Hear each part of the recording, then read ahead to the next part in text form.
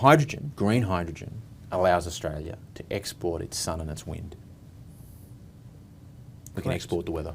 I was talking to someone from Britain earlier today who said that every time there was sun, people stop working and go out and enjoy the sun. We don't have that problem. Well, but the English... Apart from today, it seems. Well, the English are going really hard into green hydrogen through offshore wind. Yes. Lots of wind. They've got plenty of wind. Plenty of wind, so they're taking advantage of that. How England, the UK, can win in green hydrogen and we lose is beyond me. Really, it's beyond me. We have better assets. We have much better natural resources. We are blessed with our wind and our solar resources.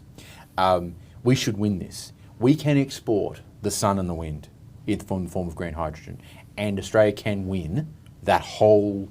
The world is up for grabs, and we should win. We have got all the reasons to win, and in some respects, we just need the politicians to sort of do a little few things and then get out of the way. Right. So we got off that. So certification. Mm-hmm. What else?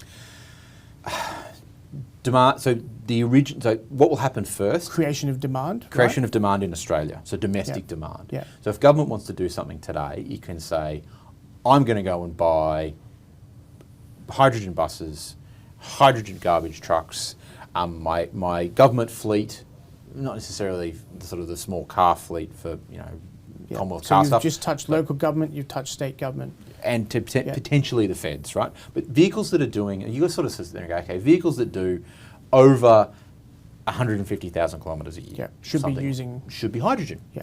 If the government did that today, it would create sufficient demand, or a lot more demand for green hydrogen. Well, that's a form of renewable energy target, effectively.